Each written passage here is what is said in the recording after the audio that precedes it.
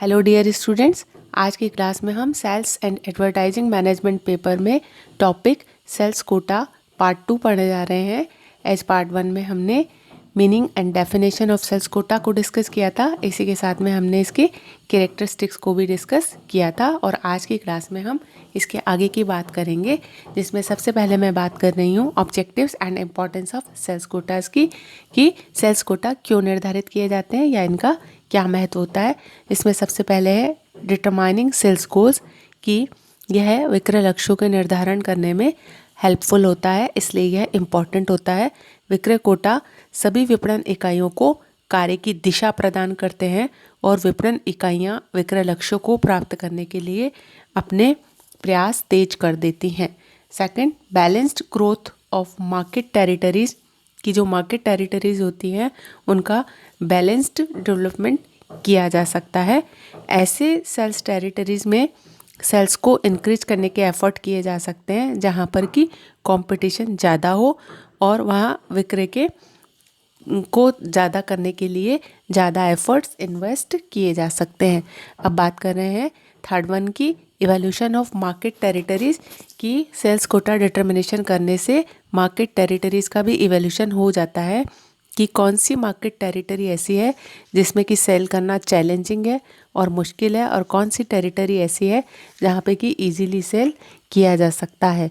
Next है incentives to salesman, की जो सेल्स कोटा होते हैं वो विक्रयकर्ताओं को एक टारगेट देते हैं जो कि अपने आप में ही उनके लिए एक मोटिवेशन का काम करता है। वे विक्रय लक्ष्य के प्रति बहुत सीरियस और सिंसियर होकर अपने एफर्ट करते हैं और उनकी प्राप्ति में आने वाली जो बाधाएं हैं उनके लिए भी वह सचेत हो जाते हैं।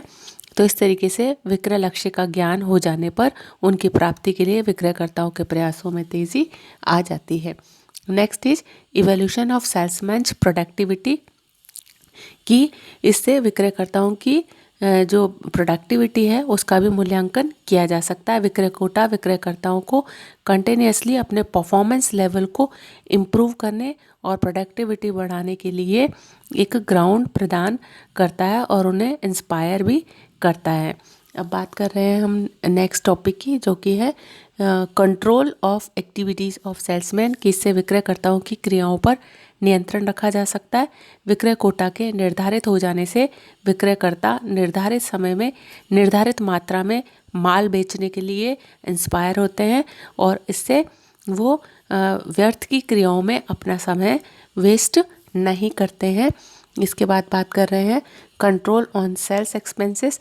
इसी के साथ साथ सेल्स एक्सपेंसेस को भी कंट्रोल करने में सेल्स कोटा हेल्पफुल होते हैं। फॉर एग्जांपल, कि विक्रय की राशि के एक सर्टेन परसेंटेज के रूप में विक्रय खर्चों का कोटा निर्धारित किया जा सकता है।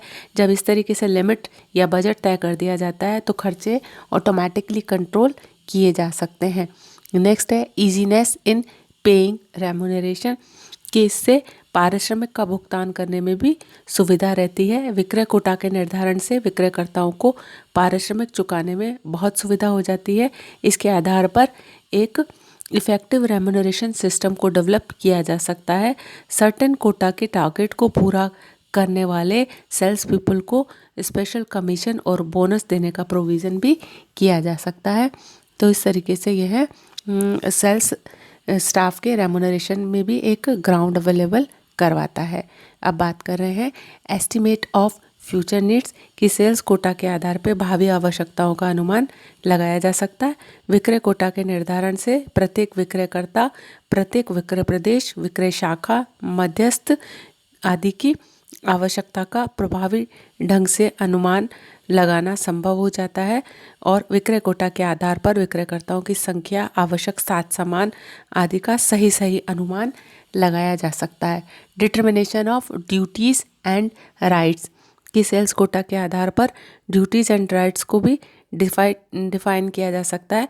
विक्रय कोटा से विक्रयकर्ताओं, विक्रय विभाग, शाखा आदि के अधिकारों और दायित्वों का निर्धारण करना इजी हो जाता है। प्रत्येक विक्रयकर्ता, डिपार्टमेंट और ब्रांच अपने अधिकार क्षेत्र में रहकर फ्रीली अपने काम कर सकते हैं।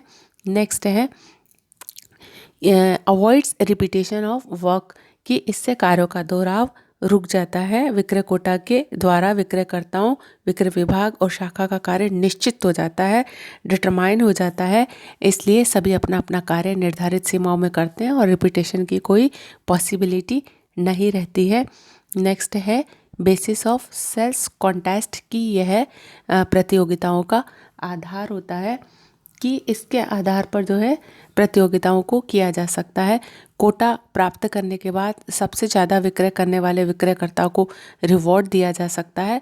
दूसरी ओर विक्रयकर्ता जो मिनिमम कोटा के बराबर भी सेल नहीं कर सके हैं उनको उस प्रतियोगिता में अयोग्य माना जा सकता है। तो इस तरीके से जो सेल्स कोटा होते हैं वो प्रतियोगिताओं के लिए एक बेस अवेलेबल करवाते हैं।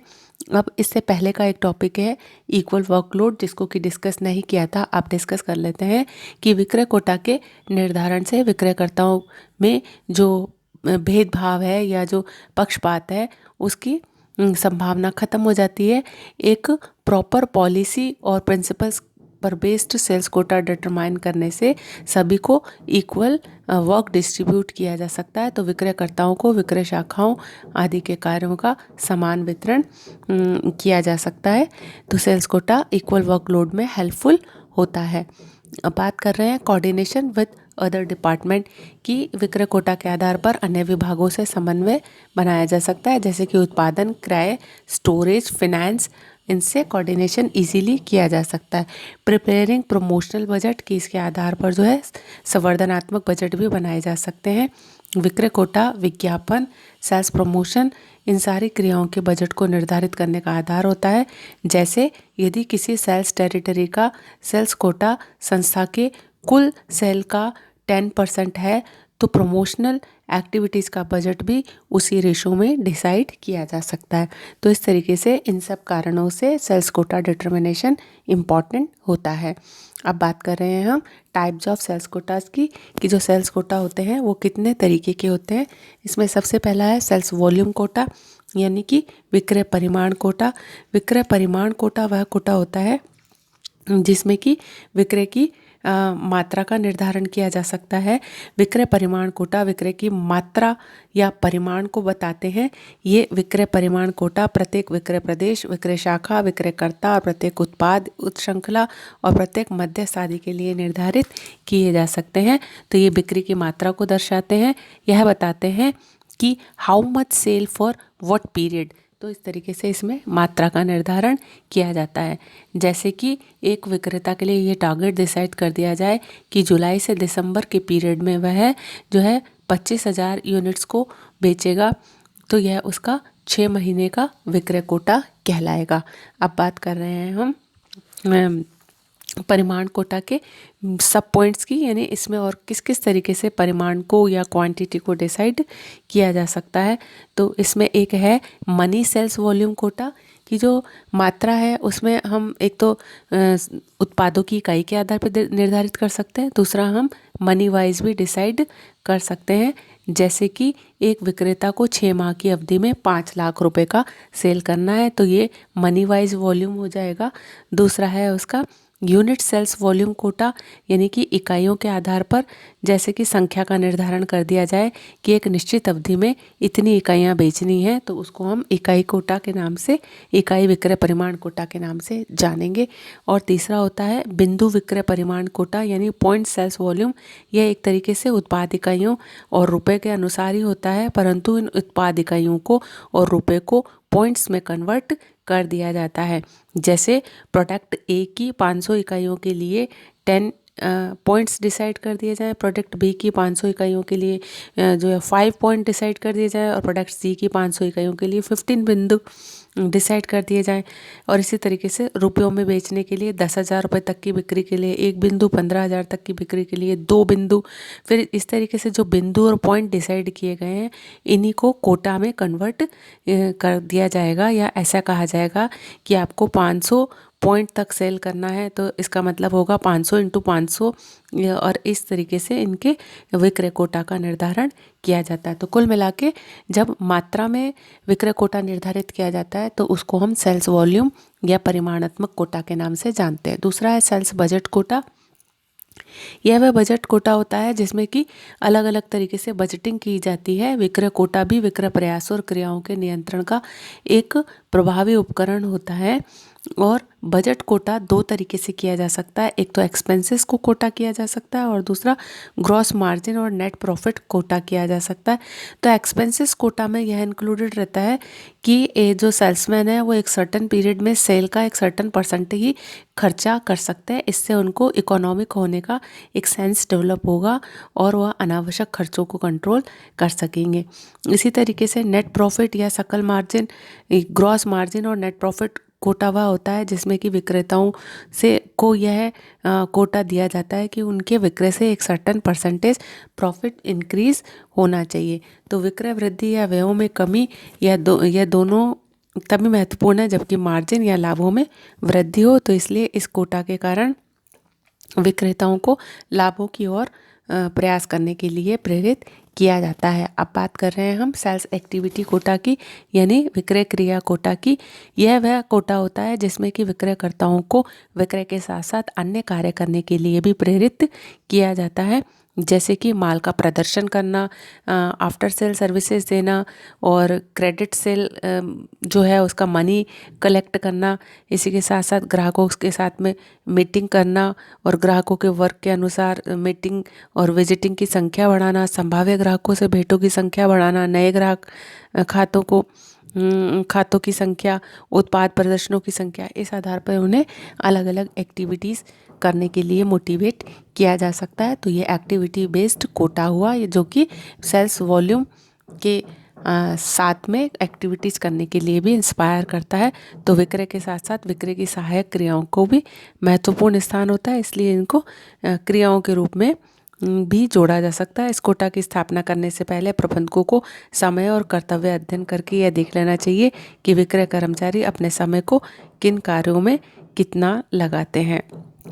अब बात कर रहे हैं हम कॉम्बिनेशन कोटा की, कि यह वह कोटा होता है जिसमें कि वॉल्यूम कोटा, बजट कोटा और एक्टिविटी कोटा तीनों को जोड़ा जा सकता है या तीनों में से किसी एक को जोड़ा जा सकता है। यानी जब एक या एक से अधिक आधारों को मिलाकर सेल्स कोटा बनाया जाता है तो उसको हम कॉम्बिनेशन कोटा के नाम से जानते हैं। फॉर एग्जाम्पल, जैसे कि यह कहा जाए कि जो है सुरेश एंड कंपनी अपने सेल्स पीपल के लिए यह निर्धारित करती है कि हर एक विक्रयकर्ता 10 लाख रुपए या 1000 इकाइयों के ऑर्डर रिसीव करेगा और 8000 रुपये से अधिक खर्चा नहीं करेगा और फॉर्म में 30 नए ग्राहकों को जोड़ेगा और 15 संभावित ग्राहकों की खोज करेगा और 5 रूठे हुए ग्राहकों की क्रय समस्याओं को हल करेगा। तो इस तरीके से ये संयुक्त विक्रय कोटा प्रणाली कही जाएगी जिसमें कि सभी आधारों को मिला दिया गया है। वॉल्यूम बेस्ड कोटा भी इंक्लूडेड हुआ, बजट बेस्ड कोटा भी इंक्लूड हुआ और सेल्स एक्टिविटी कोटा को भी इसमें जोड़ा गया। तो इस तरीके से जब सभी आधारों को मिला करके विक्रय कोटा निर्धारित किया जाता है तो उसको हम कॉम्बिनेशन कोटा के नाम से जानते हैं। हर एक विधि के अपने अपने गुण और दोष हैं, जैसे कि संयुक्त कोटा विधि का ये प्लस पॉइंट है कि इस प्रणाली के द्वारा विक्रय की मात्रा और गैर विक्रय कार्यों दोनों में एक बैलेंस बनाया जा सकता है। और इस विधि का दोष या कमी ये कही जा सकती है कि इस विधि में विक्रयकर्ता पर अनेक रेस्ट्रिक्शंस लग जाते हैं, बंधन लग जाते हैं, तो इस तरीके से वो फ्री होके काम नहीं कर सकते हैं। तो इस तरीके से आज की क्लास में हमने जाना कि सेल्स कोटा के ऑब्जेक्टिव्स क्या होते हैं और वो क्यों इम्पोर्टेंट होता है। इसी के साथ हमने जाना कि सेल्स कोटा कितने प्रकार के होते हैं, मात्रा के आधार पर वॉल्यूम कोटा और खर्चों या फिर लाभों के आधार पर बजटिंग करने को सेल्स बजट कोटा कहेंगे। और जब विक्रय के अलावा अदर देन सेल्स एक्टिविटीज़ करने के लिए सेल्समैन को प्रिपेयर किया जाता है या उनके लिए एक कोटा डिसाइड किया जाता है तो उसको हम सेल्स एक्टिविटी कोटा के नाम से जानेंगे। और जब इन तीनों ही आधारों को मिला करके ही कोटा निर्धारित किया जाता है, जैसा कि मैंने अभी एग्जाम्पल में बताया, तो उसको हम कॉम्बिनेशन कोटा के नाम से जानते हैं। तो आज की क्लास में हमने यही पढ़ा और अब फर्दर क्लास में हम इसके अदर एस्पेक्ट्स को डिस्कस करेंगे। Till then take care, thank you so much.